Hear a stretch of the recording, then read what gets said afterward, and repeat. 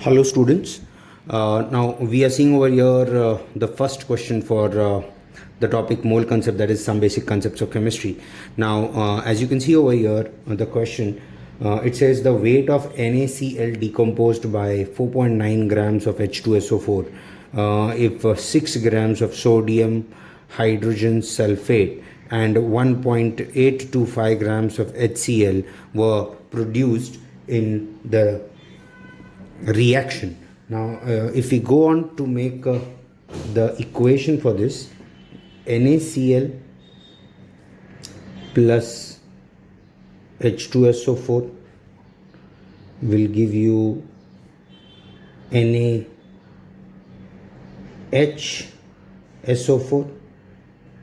plus HCl. Now if we see, it is saying that if 6 grams of sodium hydrogen sulfate and 1.825 grams of HCl were produced. So the mass of HCl produced is 1.825 and the mass of sodium hydrogen sulfate is 6, and 4.9 grams of sulfuric acid is getting utilized. So 4.9 over here. Now very clearly it's a very simple concept, as we all can notice that this is a question based on the law of conservation of mass. So let us say that the mass of NaCl be x. Considering it to be x, we can say that x plus 4.9 is equal to 6 plus 1.825. So the right hand side becomes 7.825, whereas we have x plus 4.9 over here. Continuing further, 7.825 minus 4.9 will give you the right answer for your question, which will happen to be option C, that is 2.925. Now let us have a look at the second question. It says 6.02 into 10 raised to 20 molecules of urea are present in 100 ml of its solution. The concentration of urea solution is, again a very simple question based on the Avogadro's law. Now everybody knows that 1 mole of any substance, okay, it will contain 6.02 into 10 raised to 23 molecules. Okay, here it is 6.02 into 10 raised to 20 molecules.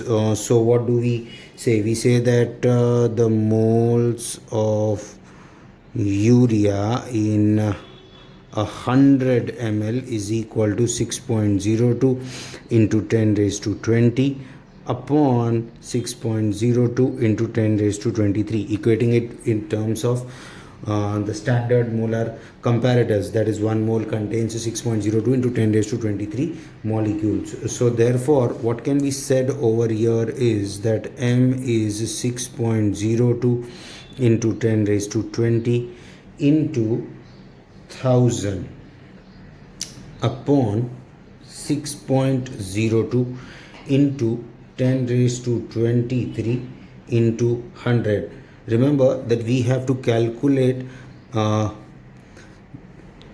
concentration of urea solution with respect to 100 ml of the solution, the concentration of the urea solution. Okay, they are talking about 6.02 into 10 raised to 20 molecules present in 100 ml. So concentration of the urea solution will be, when we solve this equation further, the answer that comes out for the question is option B. Alright students, let us have a look at the third question now.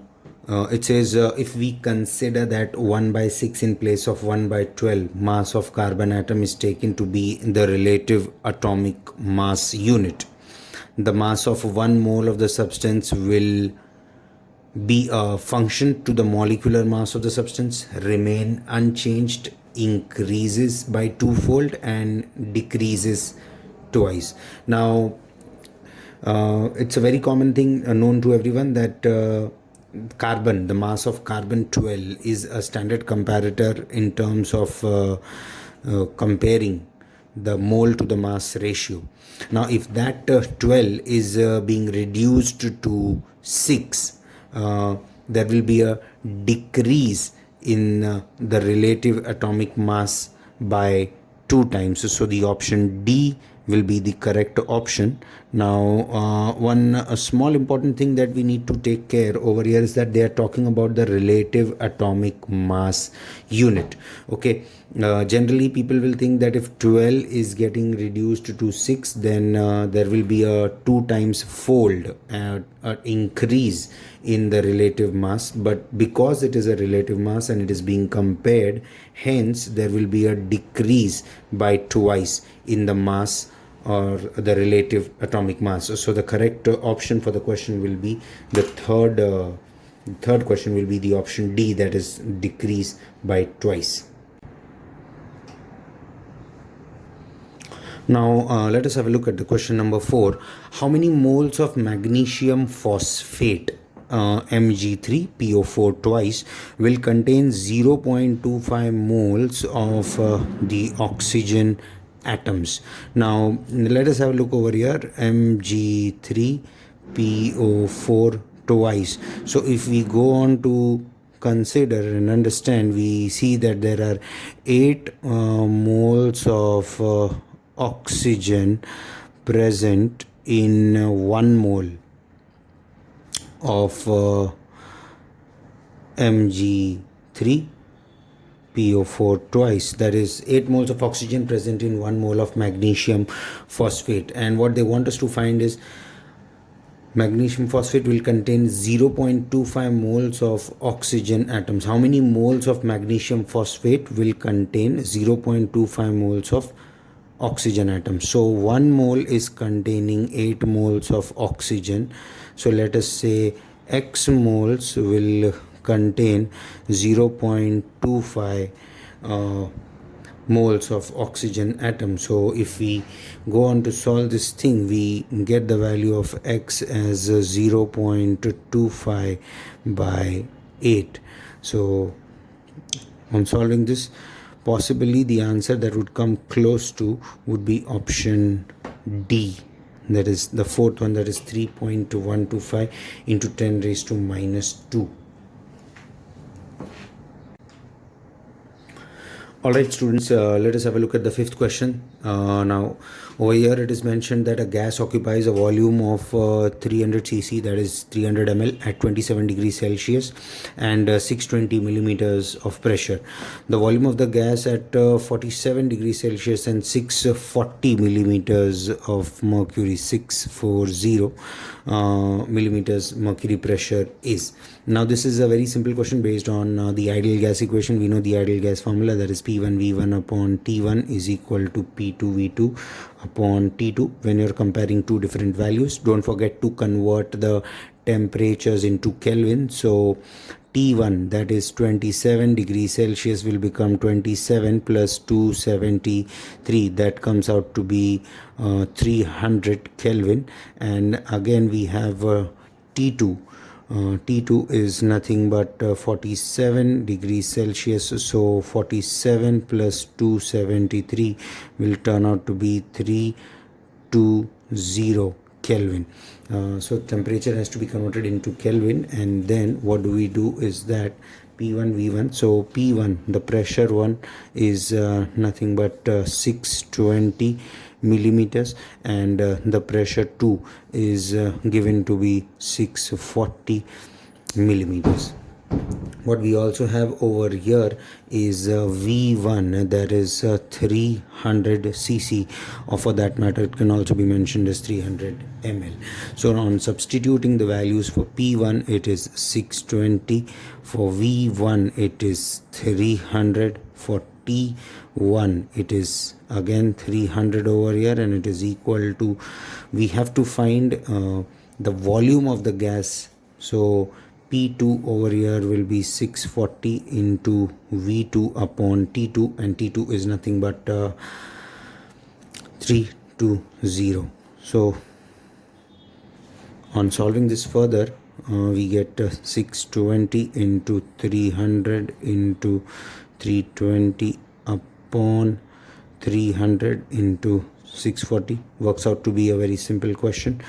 300 and 300 will cancel out straight away.